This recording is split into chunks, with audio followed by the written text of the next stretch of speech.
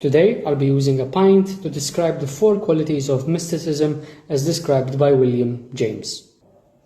The mystical is passive. It is not willed upon by the mystic, but rather it falls upon them or engulfs them. We can already start challenging these ideas, but not so fast. The mystical is ineffable. It cannot be put into words or concepts. It has to be directly experienced and is more akin to feeling. The mystical is noetic.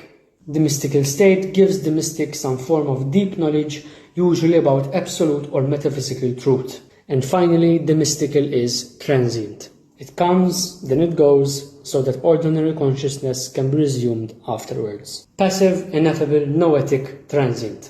Pint. Now for some detailed discussion. William James is often considered the father of pragmatism. His Gifford lectures on natural theology, delivered at the University of Edinburgh between 1901 and 1902, were collected into the work The Varieties of Religious Experience. James is well known for his definition of religion as, quote, the feelings, acts, and experiences of individual men in their solitude, so far as they apprehend themselves to stand in relation to whatever they may consider divine. In other words, for James, doctrine and the outward manifestations of religion are second-hand.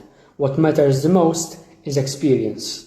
James is, however, careful not to equate all mystical states as religious. The phenomenon of mysticism can be seen in its germ form and then subsequently in the professional mystics' advanced stages. This is where we start to challenge our 4 essential features. Because how can you have a professional mystic if mystical states come and go without the control of the mystic themselves? Not only that, when we look at different traditions around the world, we will often find very intense procedures in bringing on these mystical states. Whether it's the spinning of the whirling dervishes, the recitation of mantras in Buddhism, or even the deep hesychasm of Orthodox Christianity, just to name a few. For James here, a certain suspension of the will is necessary. Even if the mystic trains really hard, they have to let go of their will at some point, and the mystical state might not even come at any point. This suspension of the will was even linked to mystical adjacent states, such as second-hand personalities,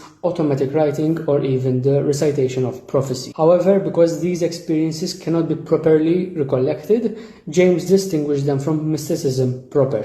And that's because when mystical states are past, the mystic can partially remember, but can recognize them when they are induced once again. Furthermore, for James, ineffability and noetic quality are not only essential, but sufficient to recognize mysticism proper. Passivity and transiency are less sharply marked, but often present. You can remember this fact because the acronym PINT has ineffability and noetic quality at the center. There's a lot more we can say about William James. His contribution to this field cannot be overstated. But we'll be closing off there for today.